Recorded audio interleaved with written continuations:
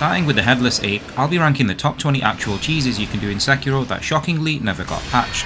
Now the Headless Ape only really gets hard in phase 2 because he calls his misses to fight alongside him, but if you power up and deathblow the first life on the other side of the area and stand in his walking path, you can keep jumping in his face and use mortal draw from midair to prevent the second ape from even spawning. This essentially will end the fight right here, allowing you to skip the part that can make this fight so crazy. The only issue with this is that you have to beat the first phase fair and square, but to be honest, he's a lot weaker than the Guardian Ape, so it's not a very hard first phase in the first place. Next up is the final boss of the Shura ending, Isshin Ashina. I'm sure the developers wouldn't want anyone exploiting this, and I'm sure they would have liked to have patched it. Now this cheese allows you to exploit his CPU. If you attack in a particular way and repeat this pattern, he does the same thing over and over again, allowing you to drain his HP easily. If you try to hit him and he does this swirly dodge counter, you can simply evade to the left, attack him 2 times, then walk up to him and attack him again. He'll then dodge this attack with a swirly dodge counter again. This loop literally just repeats over and over. If he tries to grab you, you can just dodge behind him 2 times instead and then continue the loop again. It is easier said than done, but it definitely feels like cheating. This however doesn't work in phase 2, but you can still destroy him without letting him do a single attack by spamming double Ichimonji and firecrackers, essentially stun locking him in the corner. This part isn't technically a cheese, but it's as good as because he can't even fight back.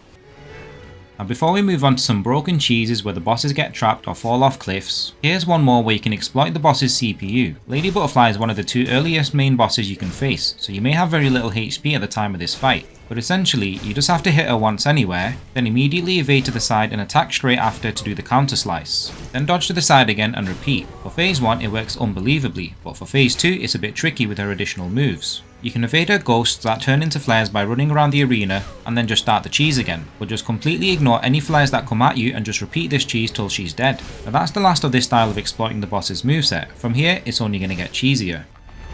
Next up is a late game mini boss, Shigekichi of the Red Guard. Though you can blast him away with these awesome explosives, it's technically not a cheese because the explosives are there for a reason if you knew you could use it. That said, there is still an actual way to cheese him. If you sneak up on him and take his first life, then go to the little room directly above him, he just really struggles to fit through this door and you can stab away at him 1 strike at a time and safely kill him off. Just be sure to strip off his armor with a spear so you can poke his bare chest to speed up the kill. Next up we have the Chained Ogre. Similar to the Shigekichi cheese we just saw, there's easy ways to kill this guy too, like turning these guys into puppets and letting them do the dirty work for you. It's a lot more fun to do as well. If you want to cheese him, you can start off by hanging on the ledge above him and dropping down to get the stealth death blow. Then like the last clip, this giant also has trouble getting through small doors. Therefore you can once again chip away at his health bit by bit. Notably he is weak to fire, so you can burn and attack him as much as you can and then poke him for the final hits while safely staying behind the door. The next big guy in this list is Tokujiro the Glutton. After dealing with these monkeys and then leaving and coming back to stealth blow the first life, you can trap this guy in the little broken house close by. All you have to do is make him follow you from the left side and make him come out through the door. But for some reason he just doesn't want to leave the house and also gets trapped in this door. So you can take this opportunity to drain his HP. The easiest way I found was to do a mortal draw from midair and then evade backwards. But occasionally he does squeeze out, but all you gotta do is lure him back in the exact same way and that's another big guy taken care of.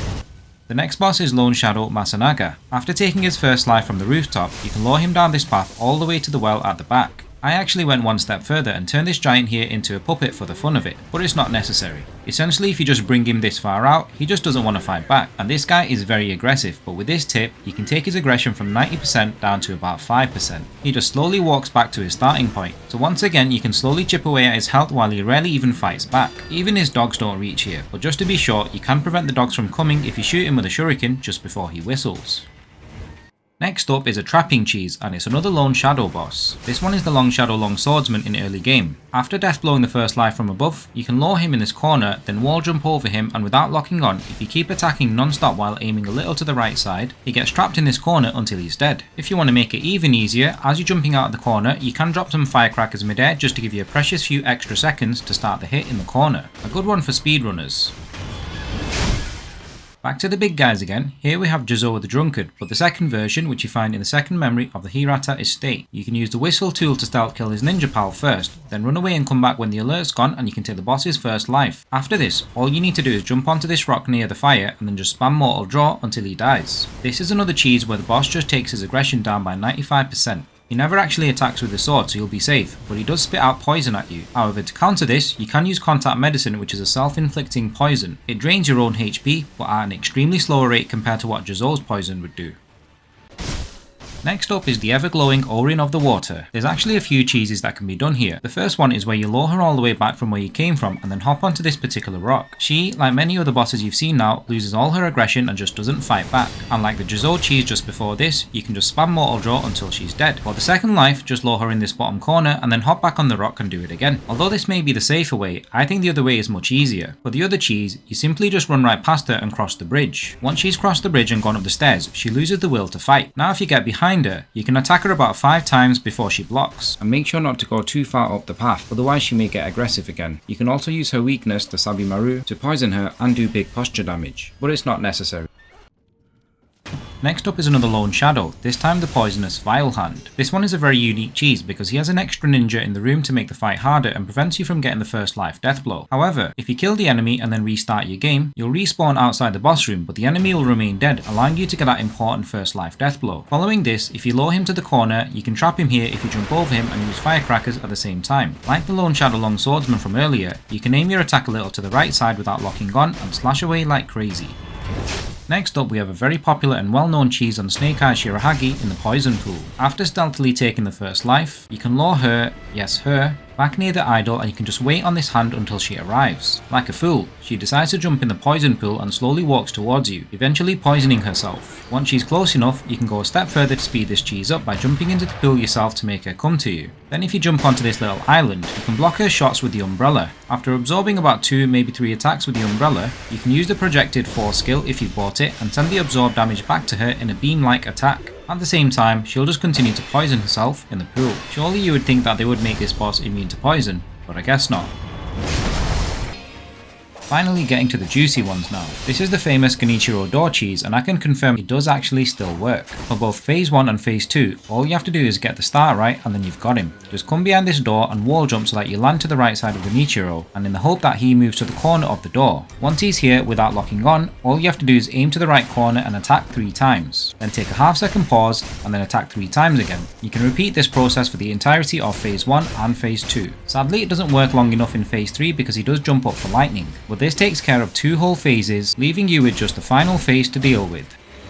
Next up, we have a very glitchy cheese for the final Lone Shadow Masanaga. He's the same guy you fight in the estate, but this one is just outside of Ashina Castle. After climbing and hanging off the side of this house, you can use the finger whistle tool to lure him to you and then stealth blow his first life. But here's the glitchy part. For some reason, his HP stays at 0. So all you need to do is jump down and hit him once and it's practically 2 instant death blows within seconds of each other.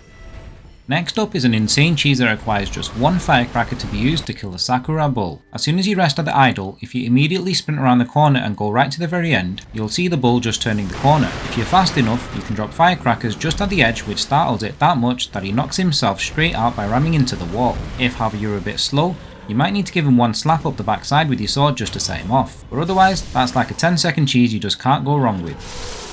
Down to the final 5 unbelievable cheeses, starting with the underwater Headless. This dude thinks we're going to go in the water and fight him on his turf. Instead, if you come here mid-game after the Ashina invasion, there'll be a wooden piece you can stand on here. After buffing up with a sugar and a ceremonial tanto for extra emblems, if you have it, just fire away all your phantom kunai while locked onto the Headless to drain all his HP. Then you can jump in for a swim just to get that all important death blow.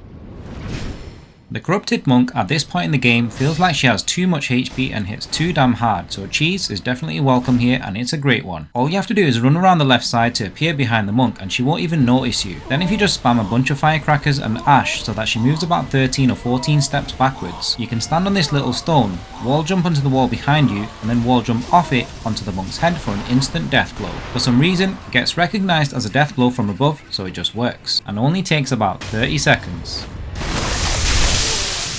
Coming to the final 3 of this list now, we have the Gyoubu skip cheese. You may have 1 or maybe 2 chances to pull this cheese off, otherwise you'll have to die to try again. What you have to do is climb up this tower before Gyoubu breaks it, then take a little sprint and jump off the edge to grab the ledge on the other side. The jump is actually harder than it looks, but you'll find guides for all of these bosses on my channel, so check them out if you want. After skipping the boss area, you can just jump over to this little island and watch Gyoubu commit suicide.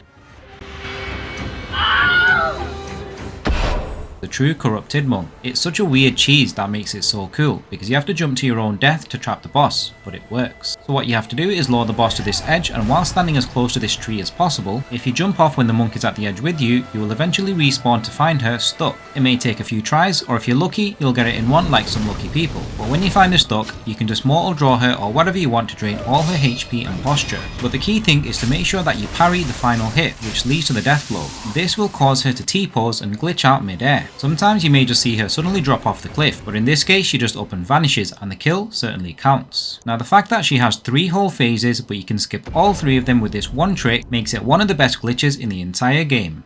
Before I get to the best cheese that you can do in Sekiro, there are some honourable mentions for bosses that didn't quite make the list. So of course we have the crazy Guardian Ape. After buffing up at the start, you can jump at him with firecrackers and then mortal draw his face until he's dead, allowing you to skip the hardest part of this whole fight. For a first timer not knowing how to beat this bull, or even on New Game Plus when he hits like a mother, this simple trick of just slashing his backside non-stop does the job. All you have to do is stay next to his back legs or behind him and keep at it without locking on. You'd be surprised how well it actually works. Ujinari at late game. If you leave and come back, you can get a stealth blow for the first life. However, when you leave, if you aggro the ninjas in the next room and bring them with you into the boss room, they'll end up fighting each other. Makes for a pretty entertaining show. Both of the 7 Ashina Spears bosses. Both can be killed easily in the exact same way with this one simple overlooked OP item, Fistful of Ash. After stealth blowing the first life, you can just throw ash in their face and then walk behind them and do the double hit with the axe. Then throw some more ash and walk behind him and do the same thing over and over again. These guys can be super difficult, especially the early game one, but something as simple as ash completely nullifies their attacks. You probably guessed it, yeah, it's the Demon of Hatred, who I think is the ultimate boss cheese you can do in Sekiro. Purely because he can be incredibly hard if you don't know what you're doing, and he has 3 whole phases to get through. As soon as the battle starts, all you have to do is go to the left side and lure him here in this corner. You can then squeeze out and he'll get stuck here while you go and climb the tower and jump over to the other side. But because he's stuck, you'll have all day to make this jump, taking away all the pressure. Unlike the Gyoubu cheese from earlier. Then if you jump over to the other side, you can watch him fall to his death. Or watch me fall to my death. But hey, when I respawned, he still died. Let me know in the comments what your favourite cheese is and if there's any good ones that I missed. Don't forget to like and sub for more videos. Thanks again, and I'll see you guys in the next one.